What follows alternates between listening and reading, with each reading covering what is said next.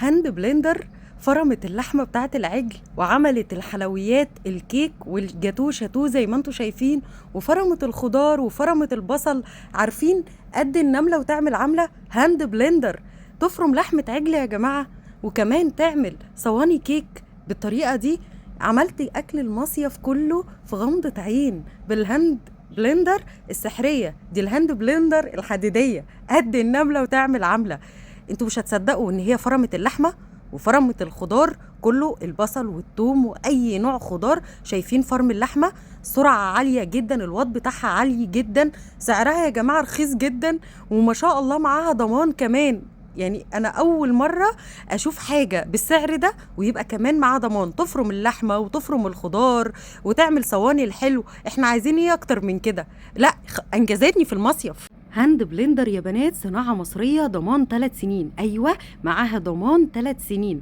تخيلي كبة وهاند بلندر ومضرب بيض، بتعملي بقى الكريب والكيك بالمضرب، بتعملي كل حاجة. ده غير أحلى العصاير اللي هتعمليها بالهاند بلندر، وتطحني كمان الحاجات المطبوخة زي العدس أو أي خضار سخن، هتطحني بارد وسخن بالهاند بلندر. ده غير كمان مضرب البيض اللي هتعملي جميع الكريب وجميع الحلويات بمضرب البيض. وما شاء الله قوة عالية جدا، قوة الموتور 800 واط. ده غير ان هي ضمان 3 سنين، وسعرها يا بنات والله العظيم برخص التراب، حاجة كده ولا في الخيال. انا كبيتي الكبيرة باظت اشتغلت بيها قد النملة وتعمل عاملة. دي الهاند بلندر الحديدية. بصوا شايفين طبعا معاها سلاح الهاند بلندر، ومعاها سلاح الخفق بتاع مضرب البيض اللي هو بيعمل الحلويات، وهنعمل بيه دلوقتي احلى كيك. زي ما انتم شايفين الكبه النونو القمر دي اسمها الكبه الحديديه او الكبه السحريه. تفرم لك لحمه، تفرم لك بصل، تفرم لك توم، تفرم لك اي نوع خضار، تفرم لك حديد، مفيش مشكله.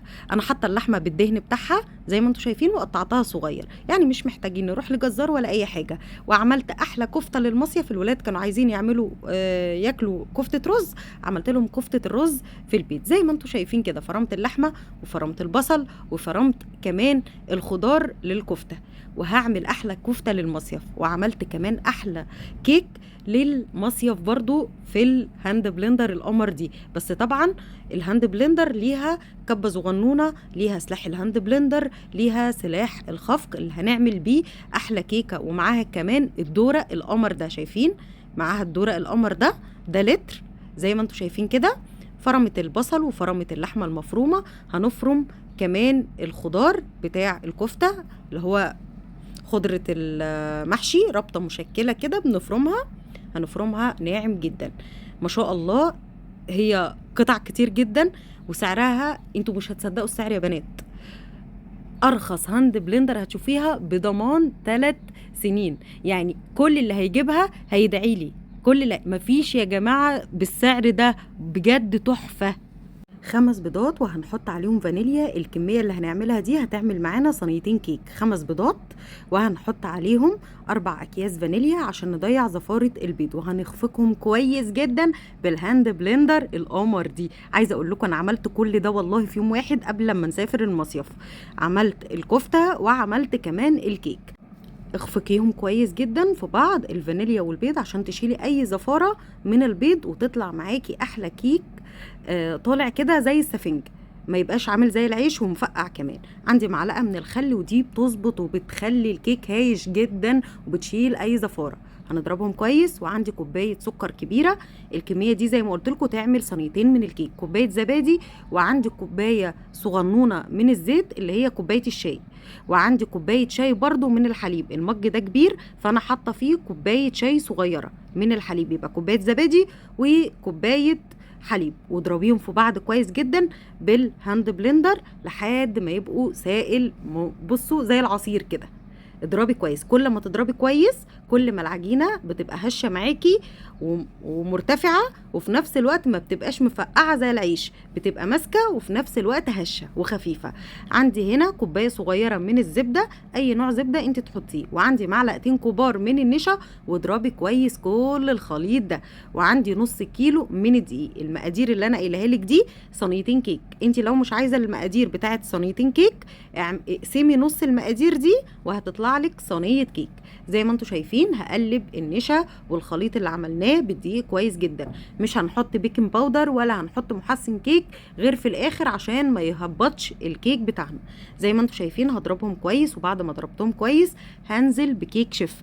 اوعي تحطي بيكنج باودر، بيسود العجينه بتاعه الكيك وبيعمل فيها بقع مش حلوه وبينفخها زي العيش، بيبقى فيها خرام زي العيش كده. اما محسن الكيك بيرفعها وفي نفس الوقت بتبقى متماسكه كده زي الكيك او زي الجاتو. زي ما انتم شايفين هضربه كويس جدا، وده اخر حاجه بيتحط. هتضربيه لمده دقيقه واحده عشان ما يهبطش منك.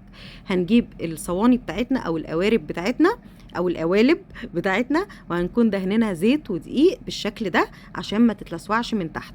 وطبعا مشغله الفرن على درجه حراره 180. هتدخل لمده بالظبط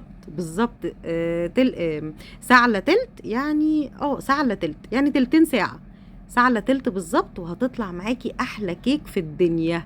في الفرن لحد ما تبرد تماما، وكده كانت بردت، واللي عليها ده مطرح اللي احنا كنا دهنينه في القوالب بتاعتنا. زي ما انتم شايفين بردت تماما وانا ماسكاها بايدي. هجيب شوكولاته او توبنج الشوكولاته، انا كنت عامله لكم لايف امبارح الشوكولاته، توبنج الشوكولاته بالبندق تحفه يا بنات، او النوتيلا بالبندق. حطيت كده من فوق الوش لان انا عيالي بيحبوها بالشوكولاته البيضاء، والصوص الشوكولاته او النوتيلا بالبندق، يعني هي كلها مسميات واحده. زي ما انتم شايفين احلى كيكه تعمليه بطعم الجاتوه بتاع بره. بصوا هشه مش مكتومه، وفي نفس الوقت مش مخرمه زي العيش، ومرتفعه جدا، تحفه.